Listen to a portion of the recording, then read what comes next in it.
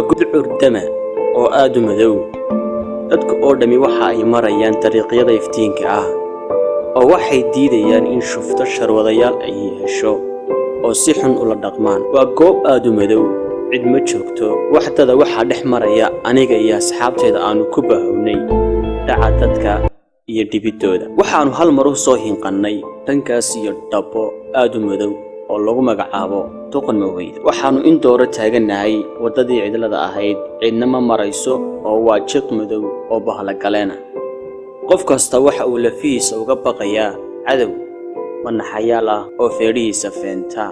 waxaanu weli taaganahay wadada dhankeeda bidix, halkaas oo aanu ku sugayno miskiin aanu maalkiisa marorsanno. weli cid ma hayno. waxa aan baadilka iskaga garaacayaa ballaca baanga weyn oo aad loo afeeyey, kaasi oo haddii uu kugu dhaco nafta aad kala samraysaan.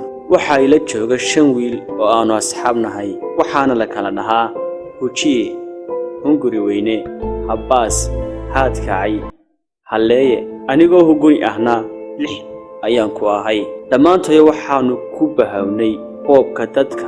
waxaan anigu sitaa baange, ragga kalena waxa ay wada sitaan budh, toori 3 geesla ah, silsilad iyo qalab kale oo badan. waxaanu ku gambanaynaa luuqa madow. waxa wadada soo galay oo dhankayagii u soo holladay ruux maryo madow sita. ma kala saarayno rag iyo dumar waxa uu yahay. haddana aad ayaan u faraxsannahay. hubkiina waanu soo dhawaysanay si aanu nafta uga dhufanno. ruuxii markii uu soo dhawaadayba waxaanu aragnay in qof dumara uu yahay. farxaddayadii ayaa sii korodhay oo hubkaanu wadanay waanu diyaarsannay. waxaanu ku tashanay inaanu caawa cunno cadka bisil. way soo socotaa si yara bay tallaabada u dhigaysaa. hadda waxay xidhan tahay xijaab, niqaab, gloves ama gacmo gashi, kabo degan oo sanqadhooda la maqlayn. waa madow dhuxula. haddii ay halkaa fadhiisato ma arkayno, balse annaga waxba nagama gelin oo dantayada ayaa noo muuqataa. way soo dhowaatay oo waxba nooma jirto.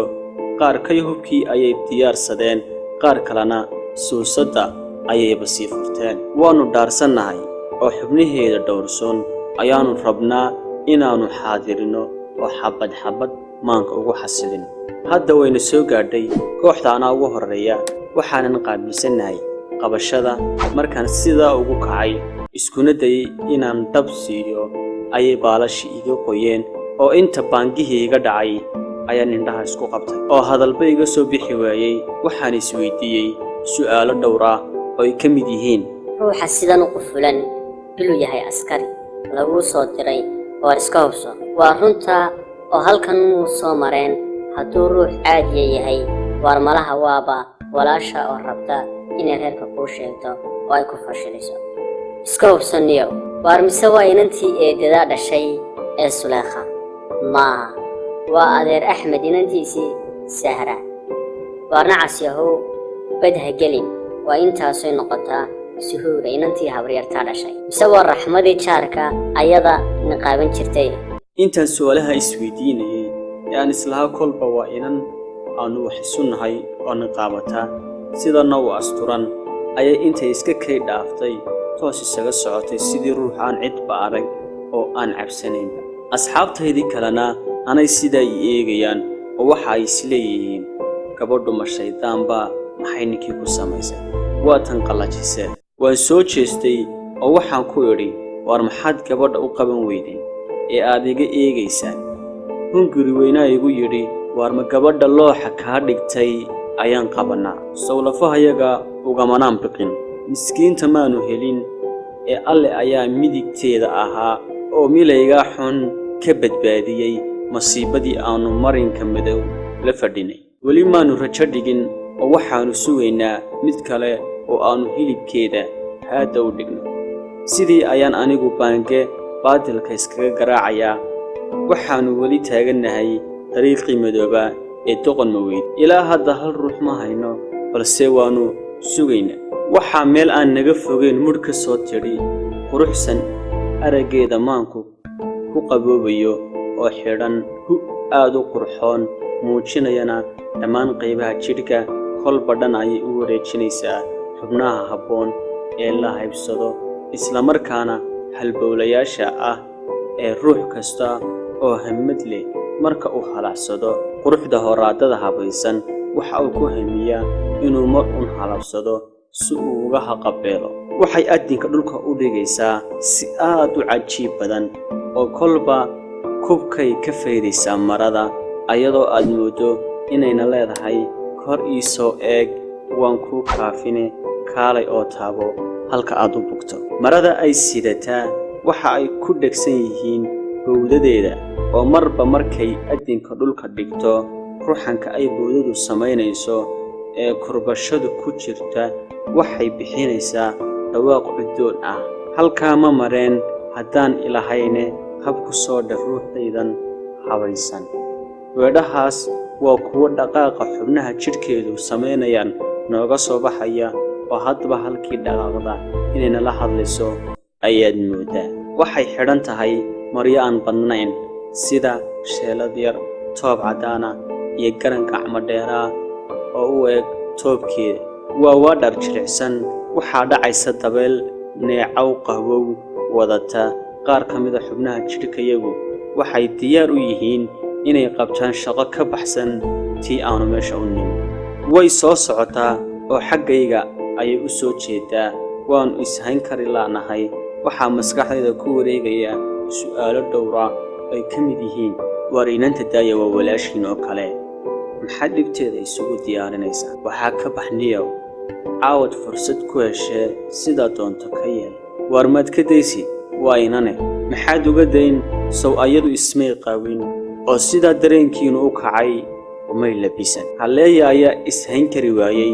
uu yidhi saaxiibayaal tan aniga ii daaya alle ayaan idinku dhaarshee wallaahi abaal ayaan idiin haynayaaye haadkace ayaa ugu jawaabay wallaahi tan anaa la igu tala galay habaas ayaa inta uu isqondhariyey yidhi war ragow tan waynu wada leenahaye aynu wada feenanno annaga oo hadalkii hayna oo kolba isu jiibinayna ayayna soo gaadhay hujiye oo aan weligii nixin damiirkiina laga qaaday ayaa inta uu dharbaaxo dhaayaha ku jaray oo gacanta qabtay suldaarana u dhigay inta ay dhulka ku dhacday ayay cabbaad ka wadhay waar saa tihiin maydaan rag ahayn war habla maydaan la dhalan dhag jalaqumaanu siin inta uu haadka ay beerka kaga tegey ayuu feedhka ka bediyey oo wejigii quruxda badnaa sidii daasad gaadhi jiidhay buusbuusay nabarrada gaadhay markaannu aragnay moobil lacag yar oo boorso ugu jirtay iyo wixii kale ay wadatayba waannu qaadannay waxa aannu damacnay inaannu iskaga tagno markaannu sidaa uga sii jeesannay ayuu hujee yidhi war tan kolba dilne aynu dilka isaga dhammaystirno dabeeta inta aannu ku soo noqonnay ayaannu wixii ay xidhnaydba dhulka ka dhignay dirac shalmad iyo waxaannu ku reebnay ma jiraan waannu fagannay oo si fool xun u galnay hadba mid baa fuula intayada kalena daawadayaal ayaannu ka noqonnay way calaacalaysaa oo waxay leedahay walaalmaadiga daysaan yeelkadeeda umaannu nixin hawshaydii ayaannu iska sii wadannay annagoo aanu tudhayn agteeda ayay jiiftaa yiinraag iyo rafasho ayay isku daraysaa biyo isiiya ayay leedahay balse waxaas oo dhammi nooma muuqdaan waxaannu nahay shayaadiin manaxayaala markii aannu dantaydii ka gaadhnay ayada oo dhiig badini ka socdo ayaan ka dul dhaqaaqnay hujiye ayaa yidhi war ragow bilay beledani ina sheegtaa inta aan fakar yar oo aan isleeyahay maxaad samaysaa ayaa habaas oo manaxaa ahi inta uu barbarkayga ka booday si hubsiima la'aana ayuu 7 tooriyood oo tudhaale la'aana uga sii taagay halkii baannu kaga tagnay miskiintaas hufsasho iyo kadeed baannu badnay sharafteedii iyo nafteediina dhaafinnay way fiicneed oo fayoobayd markii ay gurigoodii ka soo baxday waxay aaminsaneed inay soo nabad noqon doonto laakiin may dhicin ayadaana isugu wacan ayadaa isugu wacan sidaan qabo waan ogahay oo waad ila yaaban tahay sow maaha ha yaabin waa run arrinkan aan kuu sheegayaaye sida aad arkaysay gabadh asturan oo diini ka muuqato ayaana soo martay waanu ku dhici weyn inaannu wax ka qaadno sow maaha. waxa naga celiyey waa asturnaanteeda, laakiin gabadhan kale muuqeeda iyo labiskeeda ayaana soo jiitay. taas baana keentay inaannu baadhanno oo aanu boobno isla markaana biinno.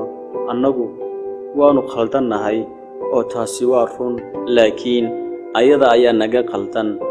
oo hadday sidii habboonayd ee diintu ka muuqatay u labisan lahayd, annaga iyo kuwo kala toona wax kamaanan qaadeen, falkaana iskumaanu daynayn. laakiin inaannu wax ka qaadno waxaa keenay muuqaalkeeda. inan kastaana sida ay u dhaqanto ayaa loola dhaqmi. haddii ay isqaawiso oo ay isruuxdo waa la qaawin oo la ruuxi. haddii ay is-asturto oo ay dhowrsanaatana waa la dhowri oo la asturi. maamaha Soomaaliyeed ayaa ahayd lax kasta shilarka isdhigto ayaa lagu gowracaa. daawadayaal, sheekadan quruxda badan ee wax ku qaadashada mudan waxaa qoray isla markaana ku farayaraystay qoraada yar Camaar Cabdirasaaq. waxaana idila socodsiinayay anigoo Maxamed Soomaali. halkaad kala socoteenna waa kanaalka Somali Show. sheekooyinka qisada dhabta ah, kuwa jacaylka ah, kuwa humaaga u eg ee wax ku qaadashada ah, daawada intaba waxaad kala socon doontaa kanaalkan Somali Show. adiga ku dhaado daawade, haddii aad hayso sheeko ama qiso kugu dhacday oo aad jeclaan lahayd in bulshada loo gudbiyo, fadlan nagu soo dir iimaylada xagga hoose ku qoran.